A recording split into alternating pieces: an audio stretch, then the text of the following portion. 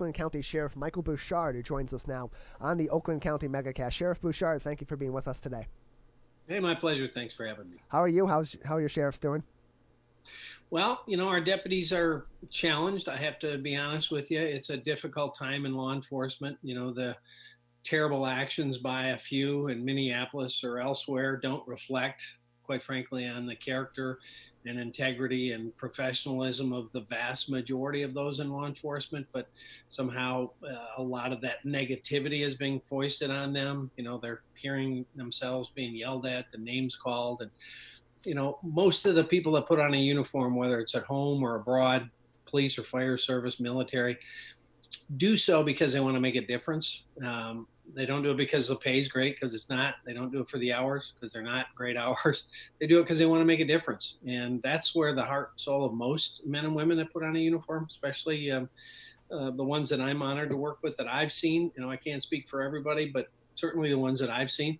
Yes, there are some bad apples and they need to be held accountable, and we need to do more on those fronts. And I'm in 100% agreement and have pushed for changes for years that have other agencies that haven't done some of the things we've done move along. But it's challenging for them to, put on a uniform every day in the midst of not only COVID, but now increased kind of negativity towards them and their profession. And there's a lot of people that, are struggling, quite frankly, but they put on their uniform, they go out there every day and they do a tough job in even tougher circumstances. So I'm immensely proud of them. Well, Sheriff Bouchard, be sure to extend our gratitude to them for coming to work every day. One thing I think your office has been really good at is trying to humanize the badge through your social media sites and highlighting the good work that the men and women of the Oakland County Sheriff's Department is doing and has been doing. But with this recent sentiment, how much do you think that's going to hurt your recruiting ability? Oh, you're spot on, Ronnie. As always, the challenges there were already pretty difficult. We typically, I would say going back, let's say 10, 15 years, you'd have one opening and you'd have 5,000 applicants. Now, we may be down to 500 applicants for the same one opening. And I think it's only going to get worse. And obviously, one of the most important things for better police outcomes is to have better inflow. So we have more men and women of character that have a broad and diverse background from different communities, different religions, different races that we get to hire. We actively recruit everywhere, but less and less people are showing interest. And just about a week and a half ago, we had 7 in the final phases to be hired by our agency, and they notified us they're no longer going to go into law enforcement. They just feel the tension and the stress is too high, and so they're going to do something else. That's not a good trend when you have people opting out that had the heart for it, but now just don't, think it's the direction they want to go. What type of dialogue do you think we can have as a community, even when it's uncomfortable, to try to switch this narrative? Or is it even possible at this time? Well, I think it is. I mean, so many people have, kind of pushed into camps on virtually every issue. And we need to kind of break that down a bit and get back to problem solving and relationship building. We've got, very robust mechanisms to build relationships at the sheriff's office. Most of the programs we do not really directly affect or impact law enforcement per se, but they affect the way we can help the community we serve. So, for example, we have a sheriff's recycle program where we fix up bikes that have been stolen or abandoned, donated, and we fix them up with labor from the Oakland County Jail. With the inmates working on them, we have a program where we use a variety of volunteers. We spruce up these bikes and then we give them out to kids that otherwise wouldn't be able to afford a bicycle. So is that a police thing? No, but we saw a need in the community, and we also saw a way to build relationships with the community, especially young people.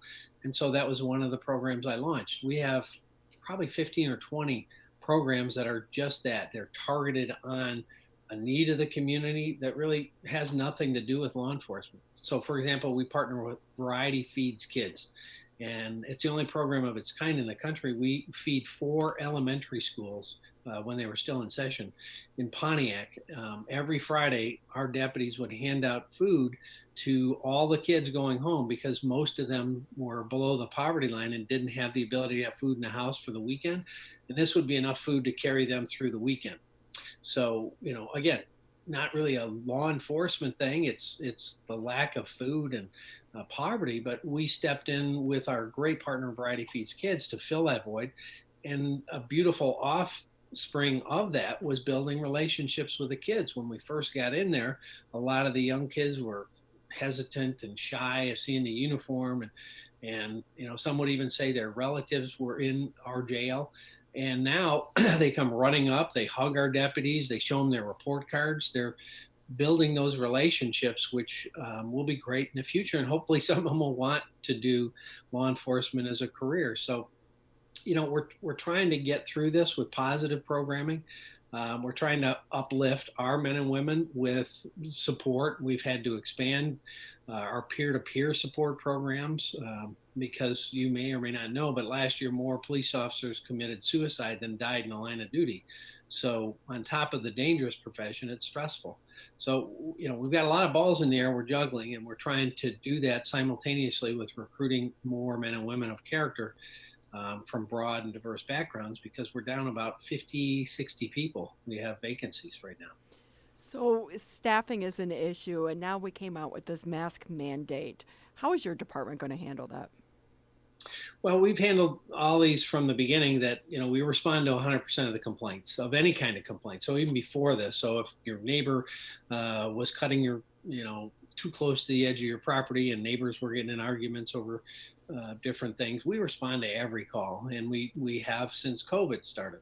And typically our deputy responds and goes out and finds out what's going on. We found statistically about 92% of the calls for violations are not actually. The person may not have known the circumstances that called. They may not have known it's family members, so they don't necessarily need to be social distancing. And the mask issue is even more problematic because there's certain things we cannot ask. And, so for example, if you have a medical condition that prevents you from wearing a mask, which is one of the exemptions, you can't ask what that medical condition is.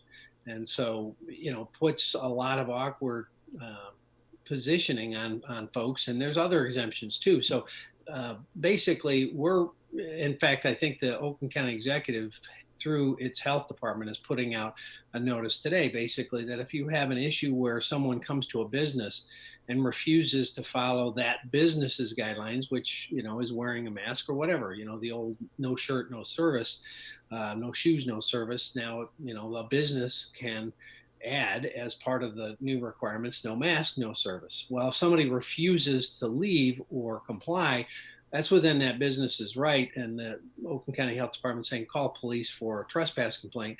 If it's a mask violation where the business is not complying, to call them. So that's kind of going to be the process. I think Macomb County and other counties have kind of adopted that too. Most of these are health order related. So we're already stretched on so many other kinds of calls. Our calls for service are up year over year quite a bit. So, Sheriff, we have just about 2 minutes left. I have to ask you, where's Deputy Max? Deputy Max is actually in the office sleeping somewhere. Sleeping on the job. Yeah, he's one of the few that gets to do that. And Deputy Taser is over at the Rochester Hill substation right now. He actually has a bit of an issue with his leg, and unfortunately, I think we'll have to have a little surgery. He's got a tendon that pops out, but they're both great, doing super. And once things slow down a little bit, we've already got offers to donate a couple more of the comfort and canines. As you know, we have a bunch of big German shepherds that do the tracking and the narcotics and all of those kinds of things. We've added the 2 comfort therapy dogs, and we're hoping to add more. And probably, we added these before all of this started. People are more anxious and more depressed and more on edge than ever. I'm looking forward to adding a couple more of those dogs that bring smiles and relief to people in challenging moments. They definitely do. And for anyone who's not familiar, follow them on social media. They have their own social media. 20 seconds left. Anything you want to end with? Just thank you to everybody in Oakland County, that have helped and supported law enforcement. If you have a chance, whether it's police, fire service, medical service, EMS, just say, hey, thanks. I know you're doing a tough job. That, they don't ask for it, but I know our frontline folks and other frontline folks appreciate that. I appreciate the support you've given our men and women on the front lines. It means a great deal. Appreciate it very much. Sheriff Bouchard, thank you for being with us today. My pleasure. You have a great day. You as well. Sheriff Michael Bouchard with us, the Oakland County Sheriff, with us on the Oakland County MegaCast.